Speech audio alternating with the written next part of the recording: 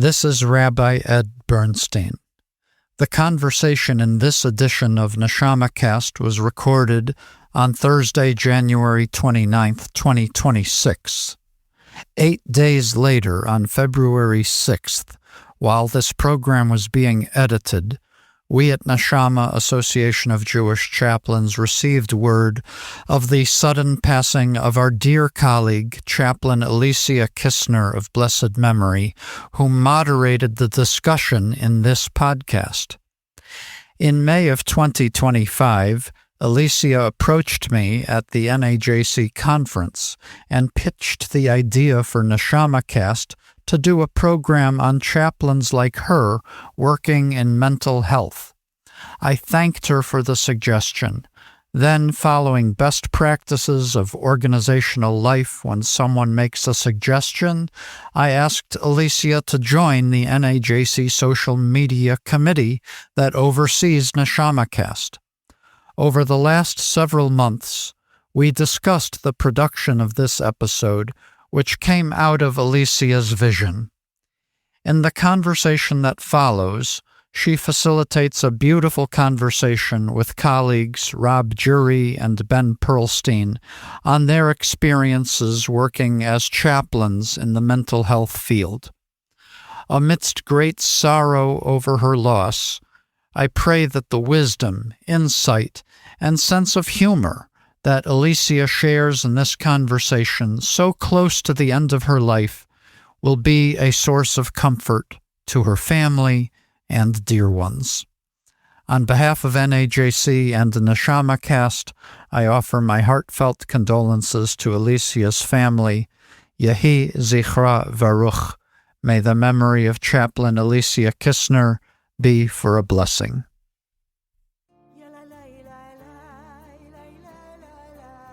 Shalom and welcome to NeshamahCast, exploring Jewish spiritual care today, brought to you by Neshama, Association of Jewish Chaplains.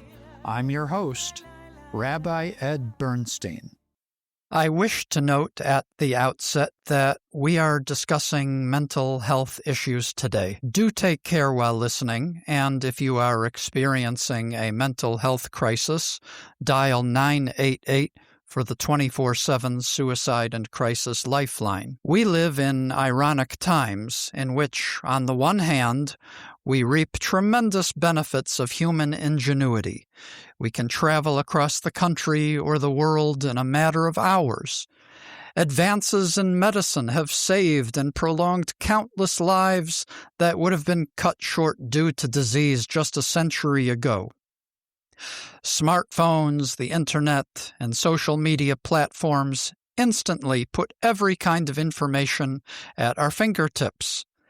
And yet, with all of our advances, much of the world, particularly the United States, is facing significant challenges in mental health. Mental health disorders have been around since the beginning of time, and certainly not everyone who suffers today from a mental illness or disorder does so because of current societal trends. Genes play a major role as well. Whether it's nature or nurture with the greatest influence, it feels like our society now is at a particular inflection point for a public mental health crisis.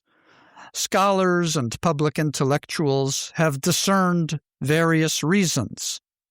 Former Surgeon General Dr. Vivek Murthy has chronicled the epidemic of loneliness and argues that 1,000 Facebook friends is not nearly as beneficial as one true human connection.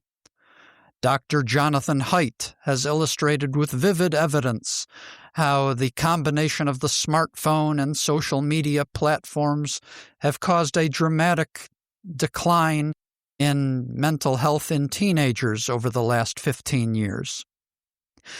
Mental health crises face every segment of society, rich and poor, old and young, every race and religion, and chaplains are often on the front lines, face-to-face with people in their darkest moments. NAJC is fortunate to have Jewish chaplains in our ranks who are experts in mental health, and we are going to meet 3 of them in this program.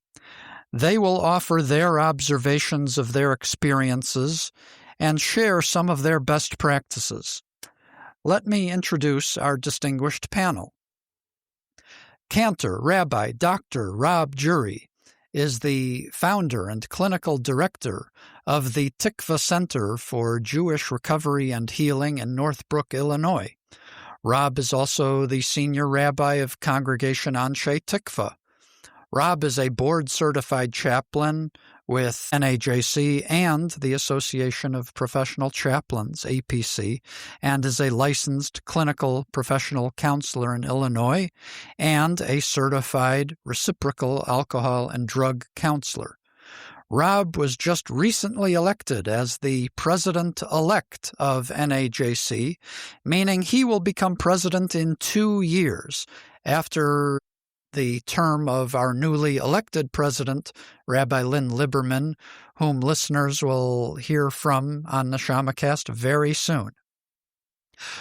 Rob recently served as the NAJC Certification Commission Chair, overseeing the board certification process for Jewish chaplains. He is a returning guest to NeshamaCast, and I invite listeners to check out his interview from Season 1, in which we discussed how people in recovery from alcohol abuse disorder navigate the holiday of Purim. One more thing, I want to give a shout-out to Rob's son, Max, who is one of NeshamaCast's biggest fans. Max, thanks for listening. Also with us is Rabbi Benjamin Pearlstein. Ben serves as a chaplain at New York Presbyterian Weill Cornell Hospital and Gracie Square Hospital, specializing in behavior health and acute care. Ben received a rabbinical ordination from the Jewish Theological Seminary, where he also completed an M.A. in Jewish thought, focused on mysticism and ethics. I had the honor of serving on the NAJC panel that approved Ben becoming a board-certified chaplain, and I thank Rob Jury for assigning me to serve on Ben's panel. Rounding out our trifecta is Chaplain Ilisia Kissner. She served the Jewish community as an educator for over 25 years, both as a teacher and principal in synagogue schools. Her bachelor's is from Queens College in New York, master's from New York University, and principal certification from the Jewish Theological Seminary. After completing 4 units of Clinical Pastoral Education at Overlook Hospital in 2011, Ilisia worked as a hospice chaplain and as a group home chaplain for Jewish services for the developmentally disabled. In 2013, she became the Jewish chaplain at Greystone Park Psychiatric Hospital in Morris Plains, New Jersey. She continues to serve in that capacity. Ilisia is an NAJC Board Certified Chaplain, and I have the honor of serving with her on the NAJC Social Media Committee. Ilisia is going to facilitate the conversation the rest of the way. Ilisia, take it away. Thank you, Ed, and thank you, Ben and Rob, for participating in this discussion tonight. It's a very special field of mental health chaplaincy. And I thought it would be a good idea for us to start by kind of describing the environments we work in, because I think a lot of people might not be that familiar with what psychiatric care is like, what a psychiatric hospital might be like, what a treatment facility might be like. So, Ben, do you want to tell us about your service? Sure. Thanks, Alicia. So as Ed mentioned at the jump, I work as a chaplain focused mostly on our inpatient psychiatric units at New York Presbyterian Hospital. I'm specifically on the Weill Cornell Medical Center campus and Gracie Square Hospital, which is a small psychiatric hospital just a few blocks away from Weill Cornell on the Upper East Side of Manhattan. I don't know how much detail exactly to go into about what the environment is really like, but these are locked units. Patients are there both voluntarily and involuntarily, which can mean a lot of different things. which we can maybe talk about. And we serve a variety of different patient populations and psychiatric diagnoses. So on our various psychiatric units across our hospital system, we have units dedicated to mood disorders, to psychosis spectrum, to addiction and recovery. We also serve specific populations and try to offer culturally and life stage specific care. And I can go into more detail, but basically it's a big hospital system and big cities that we're serving. So there are a lot of different dimensions of the mental health environment of our society that are represented in our hospital in one way or another. And I cover as many of those units and run spirituality groups on several of them every week as much as I can. Rob, tell us about your center. Thanks, Ilisia. So when I'm at the Tikva Center for Jewish Recovery and Healing, we're a state-licensed and accredited Jewish addiction treatment program, providing outpatient levels of care. That means you're coming for fewer than 9 hours a week. Intensive outpatient or IOP, you're coming from 9 to 19 hours a week. Or partial hospitalization. That means you're coming for 20 or more hours a week, yet you still get to go home and sleep in your own bed at night. We're the only one of its kind in the Midwest. And when I'm not providing chaplaincy in that context, I teach at Northwestern University's The Family Institute, where I teach clinical mental health counselors how to engage in addiction counseling and how to become mental health counselors. There, we work with students to be able to distinguish the difference between chaplaincy and spirituality and how you might use that clinically as a clinical mental health counselor. Ilisia, how about you? Well, I work at Greystone Park Psychiatric Hospital. It's a state psychiatric hospital in Morris Plains, New Jersey. It was depicted in the movie Complete Unknown, the movie about Bob Dylan, because Woody Guthrie famously resided there for about 10 years. He actually had Huntington's disease, which is not a mental illness, but at the time when he lived, there was no other treatment. And his family is still involved in some services offered by the hospital, even though the scene in the movie was not actually Greystone. It was a different hospital. So Greystone is a 350-bed hospital, also locked units. We do have several units of people that are not guilty by reason of insanity and are serving sentences. It's a special status. They have in New Jersey called Kroll, which I won't go into the details, but they can be discharged under supervision once they are declared not to be a danger to themselves or others. So that's a very unique population. What is the difference between care that a chaplain provides and care that a therapist provides? So, Rob, do you want to speak to that? I think it comes down to this idea of foundation versus tool. For chaplains, our foundation is spirituality and religion. Chaplains come and Board Certified Chaplains have a minimum of a 72 graduate hour education in theological education.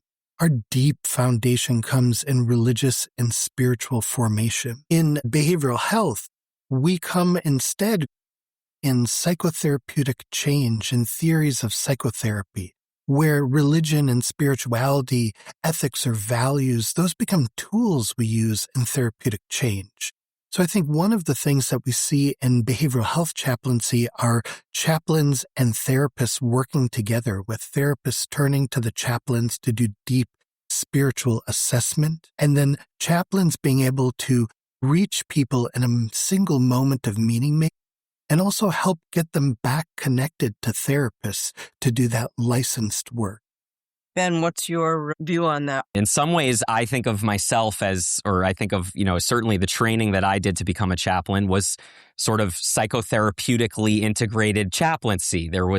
We spent a lot of time with different therapy modalities and different schools of thought, and some of those skills are integrated into chaplaincy, ironically, more centrally now than, let's say, into CBT or DBT training, and I'll just spell those out as cognitive behavioral therapy and dialectical behavioral therapy, which are evidence-based therapies that are particularly popular, certainly in my hospital, and I know all over the place these days, because they are skills-based. So people are able to certain things while they're in the hospital and doing a short-term stabilization, and they're able to take it home and then enter into a longer-term therapy course of treatment, hopefully outside the hospital. paradoxically, what that means is that because a lot of the therapy that's taking place in my hospital is more behavioral and practical, skills-based in that way, there is more room on a certain level to have a care encounter that to the outside observer might look a lot like talk therapy. But as you said, Rob, what we're doing is not psychotherapy. And it turns out that just really listening and really being able to signal that you've heard what somebody is saying and that you are there for them and that you might have something to offer them that's either connected to where you come from that you're wondering if is appropriate for them, or that's connected to something that they said themselves and that might be helpful for us to reflect back, that's not really the province of psychotherapy alone, that those are really helpful skills that actually I would love for people even beyond these professions to have at their disposal for the ways in which we might support each other in community and organizations and in our everyday interactions with each other. But I really want to echo what Rob said also, that in some ways, because we are functioning as mental health professionals among other mental health professionals in psychiatric chaplaincy, the boundaries and the clarity about our own spiritual grounding and the license actually to focus on those things is really important and also really a blessing and an incredible opportunity. Maybe there are psychotherapists out there who might be a little bit jealous even. And we invite you to be in conversation and collaboration. So I'll just share one little anecdote. I was working on Musar with a Jewish patient who wanted to go into text. And Musar is a movement that focuses on developing personal qualities. And I don't remember which one we were working on, maybe equanimity. And all of a sudden the patient stopped and said, "This was just like my last DBT session," which is dialectical behavioral therapy. So I think maybe the more things change, the more they stay the same, and we can draw from, our tradition as well with wisdom that came before us. Ben, I'm curious, are you the Jewish chaplain? Do you conduct Jewish services? Are you an interfaith chaplain in any way?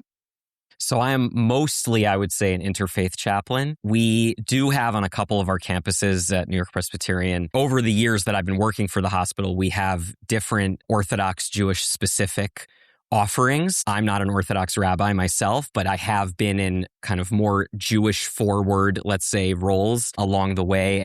For sure, sometimes I'm called upon to play a rabbinic specific role, either for individual patients or obviously around Jewish holidays and under other, sort of case specific circumstances. Especially at Weill Cornell, my more primary designation in certain ways is being one of the psychiatric chaplains. And at Gracie Square Hospital, I have one other chaplain who comes one day a week, and otherwise I'm the chaplain.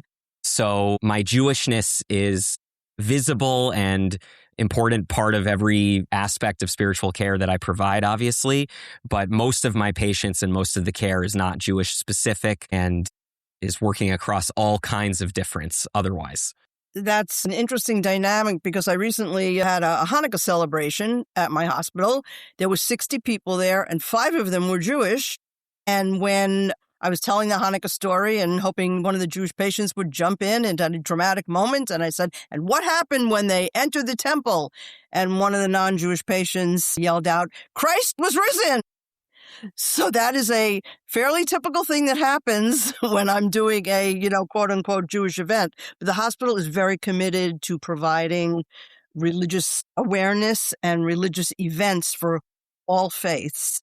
And so even though they know there's only 5 Jewish patients who are going to come to they want to have it. They want Hanukkah to be celebrated. So Rob, can you tell us more about that intersection between mental health and addiction? Absolutely. As a chaplain in a Jewish addiction treatment program that primarily services a Jewish population, though about a quarter of the folks coming in actually aren't Jewish. They tend to be folks with religious and spiritual trauma from other traditions, looking for some type of faith setting, but not their own faith setting. But in our space, a Jewish chaplaincy looks a little different. We get the place to be able to use Jewish metaphors, to be able to use Jewish language and Jewish cultural ways of knowing. So we spanned the Jewish spectrum from those who identify as Orthodox, Reform, Conservative, Reconstructionist, to folks who identify as lox and bagels, and folks who said, I haven't entered into a Jewish space since goodness knows how long, and here in my recovery, it's something that I'm finding a new connection with, so I'm coming on back for that. Thank you. Ben, I'm thinking about that idea of religious identity and spiritual identity, and what do you find amongst your patients, what the variety of religious identity is and spiritual identity, and is it somewhat fluid, or are people, open to different faiths? Do they partake of different religious services? I know in my hospital they do. So what is that like in your environment?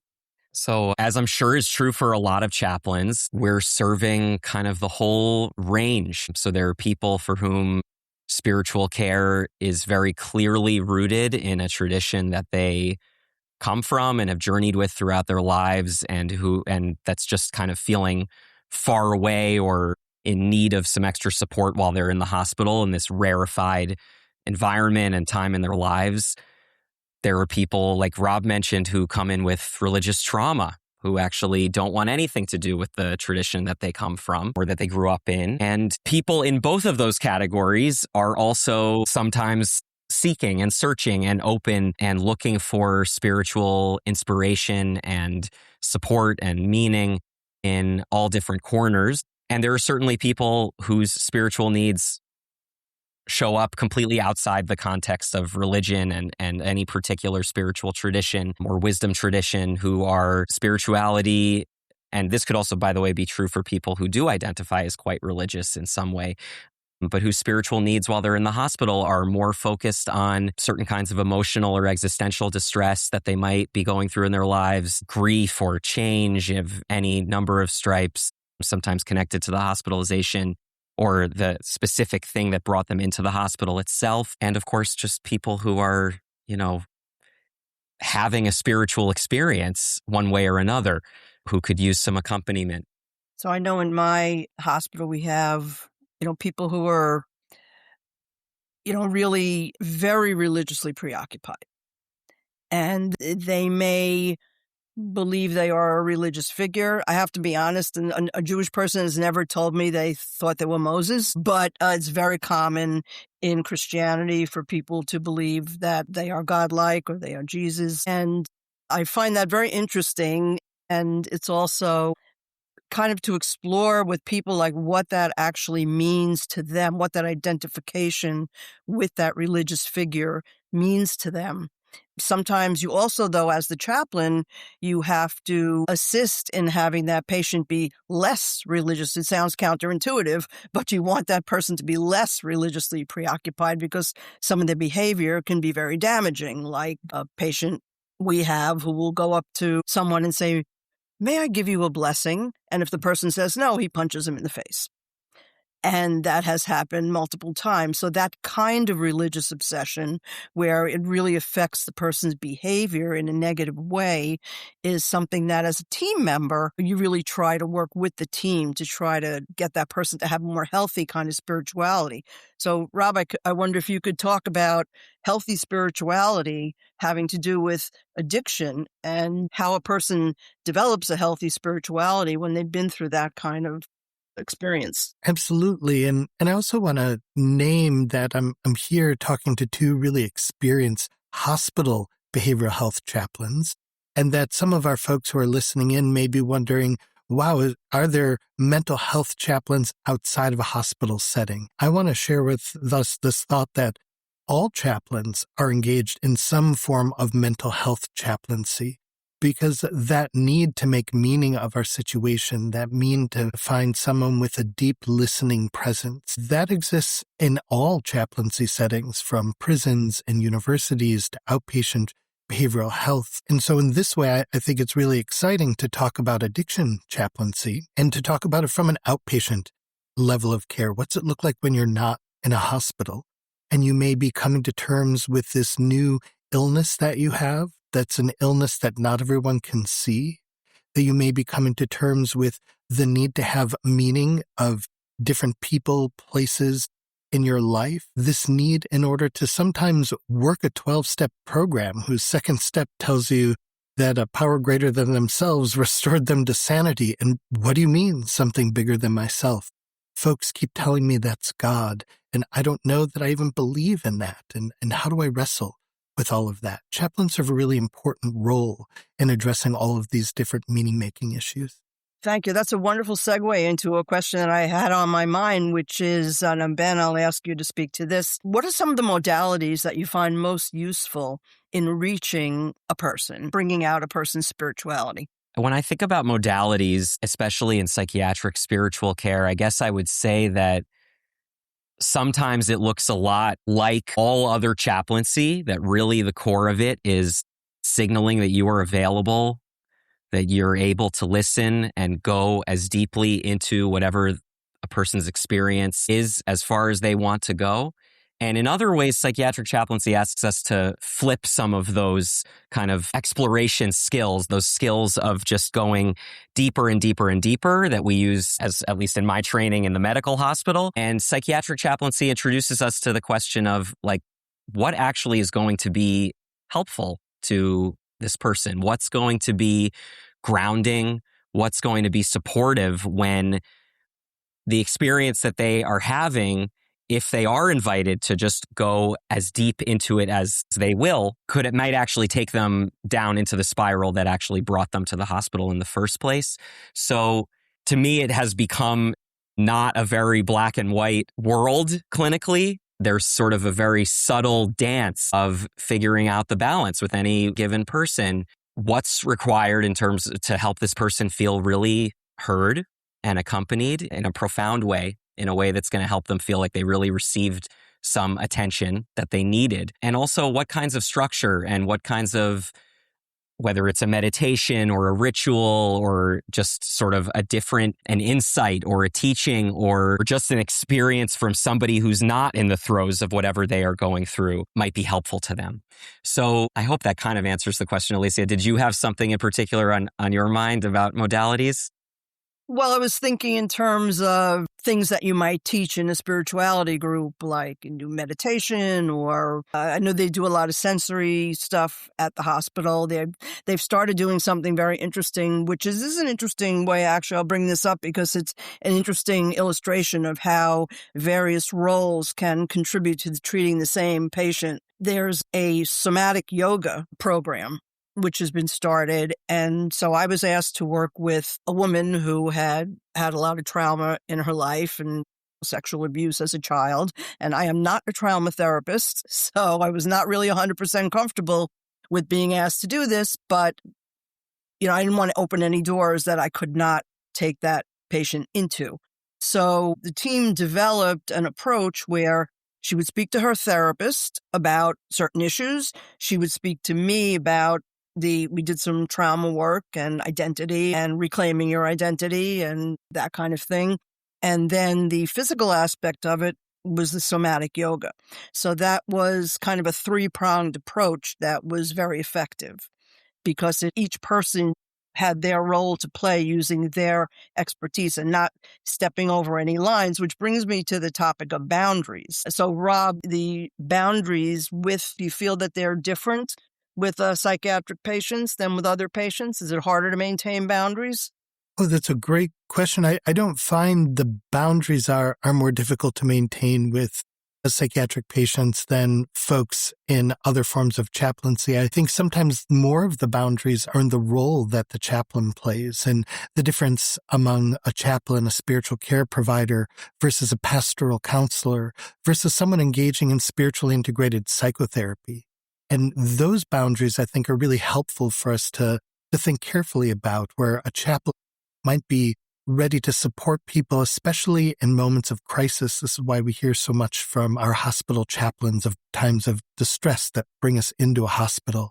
Ready to support spiritually existential, meaning-making life concerns. Sometimes to be able to sit with people in their grief or illness or trauma and that moral distress. I find in our role as chaplains, as spiritual care providers, we're often looking at questions like, why is this happening? Where is there meaning now? What's giving me strength? And we bring in those rituals that you were speaking about so beautifully, Ben, as one of our modalities in order to enter into. What we don't do is diagnose mental illness as chaplains, and we don't provide psychotherapy as chaplains, and we're not directly treating specific psychopathologies as chaplains. It's kind of that beautiful, deep, listening, grounded presence that we bring into our chaplain, where pastoral counselor may or may not be a licensed therapist. You might actually be engaging in some therapy with your pastoral counselor, and you might not.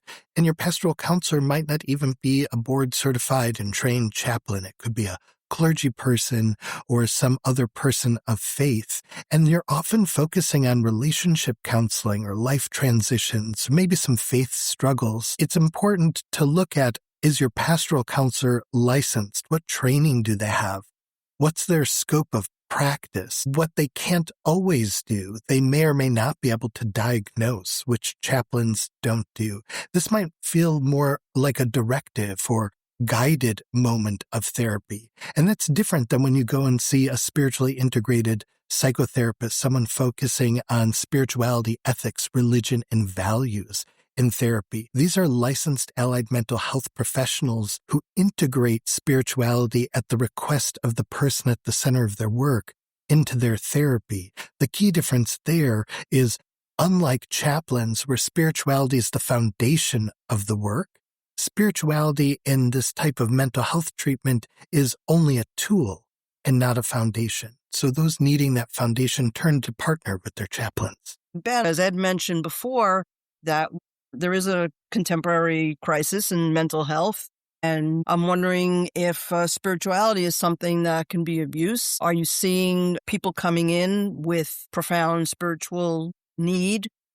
Is that something that chaplains can play a role in our modern society? So yeah, people are coming in with deep spiritual need. I think that probably we're all walking around with a lot of deep spiritual need right now. It's part of what, frankly, it's part of what helps me stay connected to my patients and the other staff who I'm also caring for in many ways, and that we're all actually swimming in some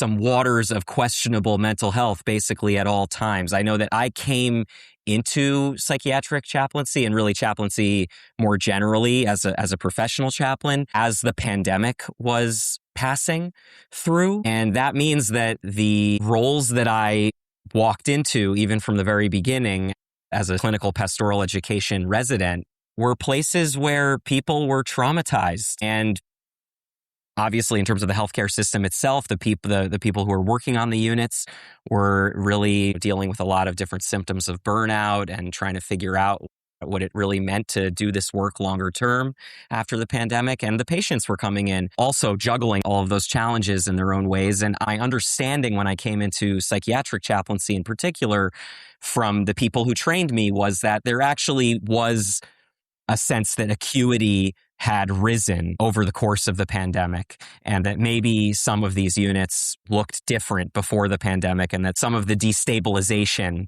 in our society that had taken place was hitting people with mental illness and people with proclivity toward mental illness particularly hard. In terms of the contemporary mental health crisis, there's a few different pieces that I might point to around politics, around AI, around Ed mentioned during the introduction, severe loneliness. I think some of these things are actually connected to each other.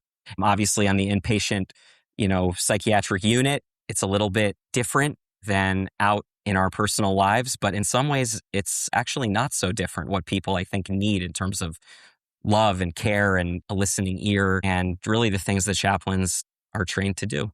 I love, Ben, what you were saying. For me, this modern moment really revolves around our deep need to be able to say it's okay to not be okay. In this moment where we're feeling from natural things, political things, personal things, things in our house coming out of COVID, that a lot of us aren't okay.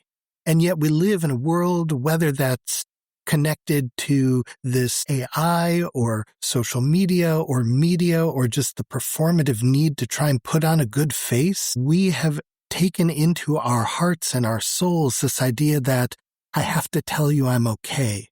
And it's okay to not be okay. It reminds me of this amazing time where I was working an addiction treatment program and the nurse was out. And usually the nurse gave a disease model lecture. She would come and explain to everybody in a very nursely way that addiction is a disease and you're sick. And she was gone and they said, well, let's have the chaplain come and do it because we don't really know what the chaplain does anyway. Put him in. And so I come into this room and I give her lecture that, hey, you're not bad. You're not a moral failure. You're not sinning. It's not all you as a bad person. You're sick. And when we get sick, we have to ask for help. And it's okay to ask for help. People are crying. They're weeping. The medical director comes rushing in like, what's the chaplain doing to all these folks? But it turns out that our discipline, clergy, rabbis, cantors, chaplains, folks of faith, had contributed to this idea that when you're feeling not okay, there must be something wrong with you, and not that you're experiencing some form of illness. And so it's an intervention we can all take as people of faith, as clergy, to be able to say, it's okay to not be okay. You're not a bad person. You're not a moral failure. There's illness, and you're not feeling well, and you don't have to be alone. There's help. Ilisia, I wonder what it's like for you in these contexts of the modern moment. The idea of, you're not a moral failure, you're not a sinner, that's a very common theme because people who have been in the mental health system, some of them since, adolescence, and they have a very negative image of themselves and they see themselves as, somebody who in some ways is beyond redemption. And it's also, the system can be very dehumanizing. And so I have found that one of the things that is most appreciated is simple human conversation. I mean, I think this sums it up. Several years ago, a patient said to me right before he was discharged, "Thank you for reminding me that I'm a human being." It was just so moving when he said that because it made me realize how dehumanizing being in the mental health system can be and how a person really starts to see themselves as their disease. And of course, there's the movement to not use that kind of language, not to say you're a schizophrenic, but you're a person who's experiencing schizophrenia or, that kind of language so that a person doesn't feel defined by their illness. Ben, what do you think about that? What's your experience been with people feeling that way about themselves? Well, the truth is my hospital has a pretty strict social media policy, so I'm not going to be able to tell any kind of case-specific stories. I'll speak for a second out of my own personal experience. A big piece of what drew me to this work in particular within the world of chaplaincy to do this work in psychiatry was that the hospital where we had a psychiatric chaplaincy residency program within New York Presbyterian. It was a hospital where my aunt, Paula, was a patient in her adolescence. And so the humanity of a person journeying with mental illness throughout much of their life felt very available to me. The ways that it impacted my dad, who was my Aunt Paula's brother, and my grandparents, and really the way that just growing up, knowing that Paula had ultimately died by suicide connected to her mental illness, and that she had spent time in this hospital where I had an opportunity to go and work and learn as a chaplain, it just opened up a whole sense of inspiration and purpose for me. That I guess what I'm trying to say is that there are probably ways in which those of us who have mental illness in our families and our family systems, there's maybe one person who's kind of the identified patient, to use the kind of family systems language, someone who's really struggling in a way that's a little more severe than other people in the family are presenting.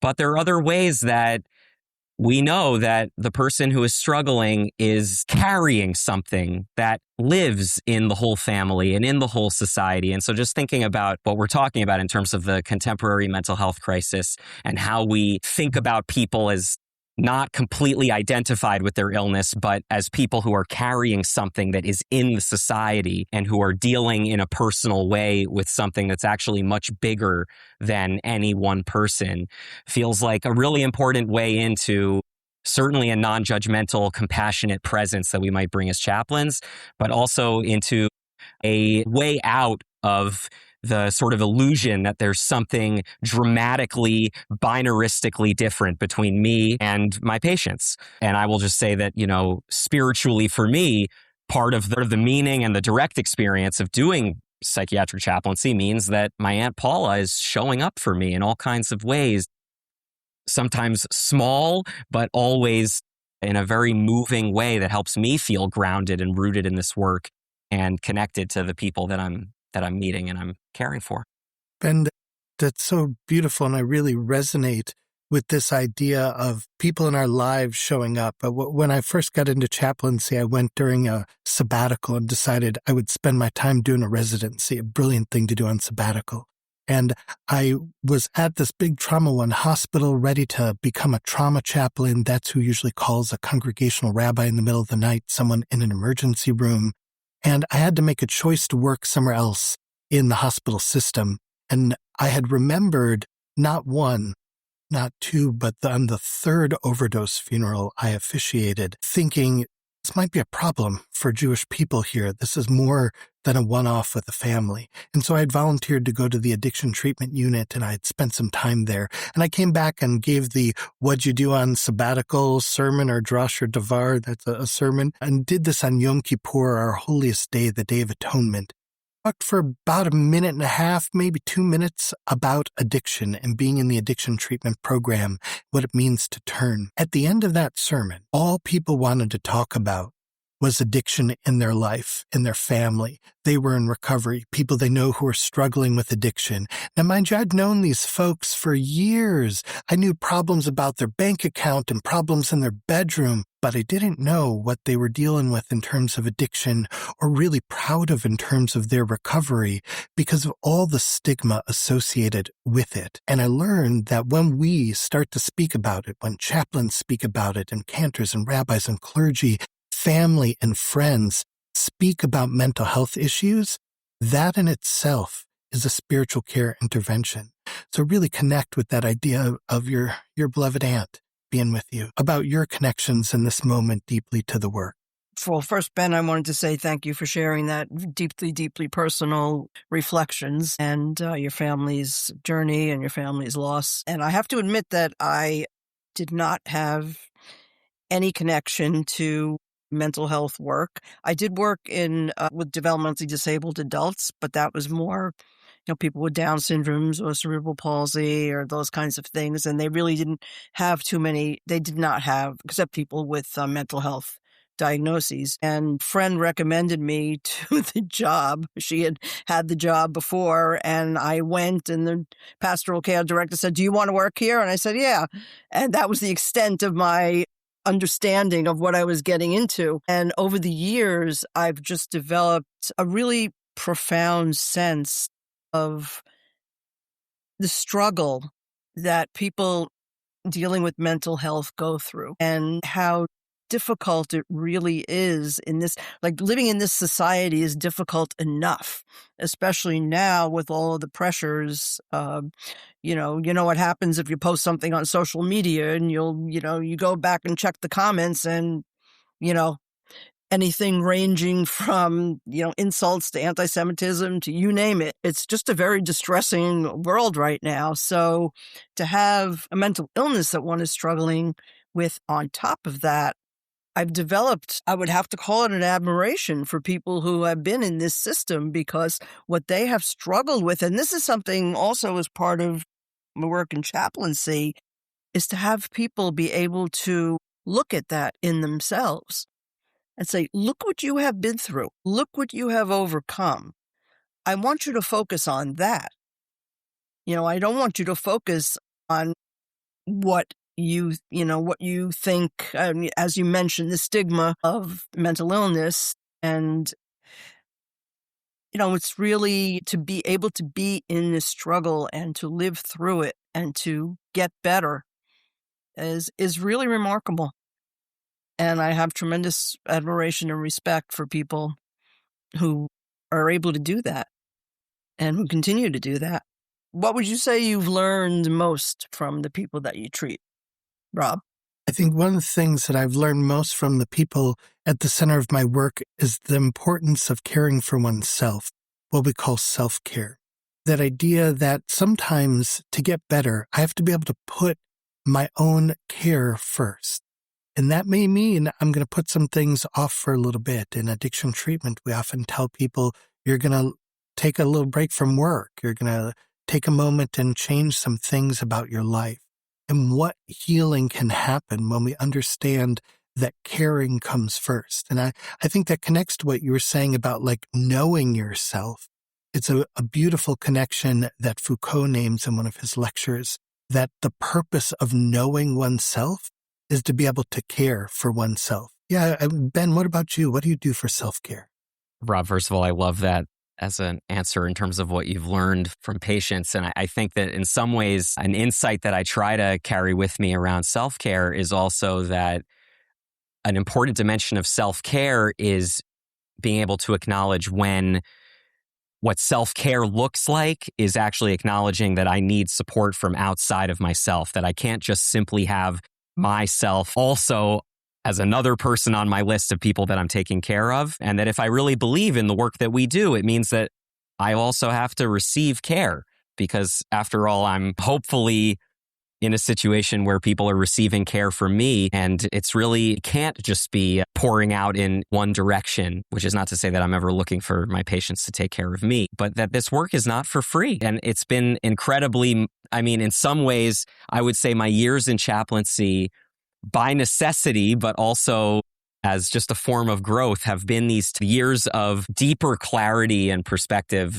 than ever for me about what do I actually need? What do I actually love? What helps me to feel connected to myself, and to what helps me actually just be myself and be connected to my own humanity if I'm asking myself to also help other people connect to themselves and their sense of aliveness. So I could point to a lot of different things that, reading and music, important relationships and time with family and friends, and, availing myself of other people's mental health support is really, really important. Maybe I'll just also point to, I'm off of social media. Kol hakavod, good for you. Because I'm not on it, I don't really talk about it very often. But since you asked, and we're involved, we're nothing against the podcast, obviously. But so, well, I'm kind of, it's, spiritual, physical, emotional self-care. I've learned over time that when I leave, the environment that I'm in is a very, very intense environment. There are crises, you go from crisis to crisis during the day. There are some very, very difficult situations that arise. A patient punched me 2 weeks ago. So some really, serious things can happen. And so when I get home, I just carve out that time for myself to just not talk to anybody and just be quiet within myself and get centered and back to being grounded and just finding that quiet within myself. And I force myself to exercise. I don't love it, but I force myself to exercise. It's because physical health is really, really important, I find, especially, I'm not getting any younger, so it becomes even more important. Just the emotional self-care is, just giving myself what I need, knowing what I need and making sure that I give it to myself, and don't say, it'll be okay. I don't have to worry about that. I can just go from zipping from one thing to the other and not have to take breaks and not have to think about anything. And that's just not the case. You really I need to take that time for myself and make sure that I'm okay after being in a pressure cooker all day.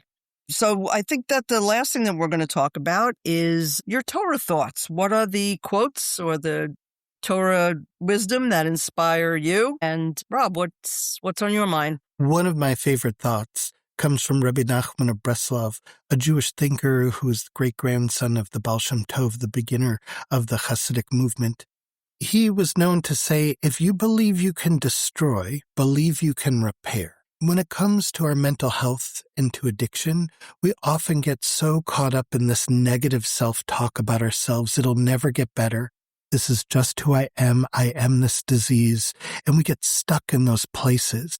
And I look at Rabbi Nachman's teaching as a hopeful one that tells us that if I can realize that something's not right, that's the first step towards moving towards better, that something can be better, that healing is possible. And so if you're listening to this podcast right now, and you've been wondering, I don't know, in the middle of the night, something's not okay. That's the first step in taking a step towards getting better. Because if you believe you can destroy, believe you can repair. Ben, what about you? One of my modes of self-care has been reconnecting with my creativity, my natural artistic impulses, which were a big part of my childhood and my adolescence, and that I've sort of sublimated into other forms of activity as an adult, but that I'm trying to reconnect with quite concretely. And one of the pieces of Torah that sustains me in that pursuit and also in my work is the teaching in Breshit Rabbah, the Midrash, that says there's a concept that God had basically created and destroyed many. It's actually kind of dovetails with your Torah, Rob, just now from Rabbi Nachman, but that we have a conception that in the creation of the world, God actually went through an iterative process of creating and destroying a number of worlds before this one. And what I really love about this idea is that our own God had to get past a certain perfectionism. So I'm trying to do a lot of creative writing right now. And as probably a lot of people who try to do that, I notice I'm sitting there and I'm writing a lot, but I'm also deleting a lot. I'm constantly censoring things. And something I've realized in that process is actually, I've learned a lot about this being a chaplain, what it means to actually not focus very much on what am I able to do in this moment, but really just listening and just be actually, instead of focusing my attention on what's the next thing I should say, like I might be thinking if I'm trying to write a story, but actually just what am I witnessing? What is coming through into my imagination if I'm writing or if I'm doing chaplaincy, just actually listening and allowing what the person's presenting to have its own life and its space to breathe and to actually be accompanied. And when I think about how our tradition kind of God, as it were, an arc also from a certain perfectionism to just learning how to desire connection and how to just be with, and then hopefully also, be involved in the repair and healing of the world, that feels like an important arc of formation for many of us when it comes to actually just witnessing suffering and not needing to immediately jump to solve everything and or reject it and walk out, but really just to sit with it and be able to provide it some loving attention and see if that paradoxically might have its own quite powerful effect. Thank you for those words about creation and repair. And I have kind of a simple quote from Pirkei Avot, The Ethics of the Fathers, Ben Zoma. It said, Ezehu chacham halomed mikol adam. Who is wise? One who learns from everyone. And I have learned so much from my patients because, as I mentioned before, the struggle that they go through and the resilience. And also I've learned a lot about spirituality because it has opened up my mind to what spirituality is and how spirituality can speak to us in so many different ways. And, it's not just going to synagogue and saying the prayers. It's sometimes a patient just has a depth of spirituality that is illuminating and makes me think about my own spirituality. And thank you all for participating in this wonderful discussion tonight. And everyone, be well. Shalom. Peace. NeshamaCast is a production of Neshama, Association of Jewish Chaplains. Thank you to Chaplain Ilisia Kissner, Cantor Rabbi Dr. Rob Jury, and Rabbi Ben Perlstein for their thoughtful discussion. Check our show notes for more information about each of them. Thank you to Steve Lubetkin and Lubetkin Media Companies for producing this episode. Additional thanks for logistical support to Allison Atterbury, NAJC Executive Director, and the NAJC Social Media Committee. Please consider making a contribution to NAJC to support NeshamaCast and all of the vital work that NAJC does to promote Jewish spiritual care. We're grateful to the anonymous sponsors of this episode and welcome generous gifts to sponsor future episodes. We also welcome sponsorship from institutions where NAJC chaplains work. Please write to me at neshamacast@gmail.com to discuss a gift or sponsorship opportunity, or click on the link in the show notes to donate. A transcript for this episode is available automatically in the Apple Podcasts app. Our theme music is a nigun for Kianu Amecha, written and performed by Reb Cantor Lisa Levine. Please help others find the show by rating and reviewing the show on Apple Podcasts. We welcome comments and suggestions for future programming at neshamacast@gmail.com. And be sure to follow NAJC on Facebook to learn more about Jewish spiritual care happening in our communities. May we all work together to heal our world.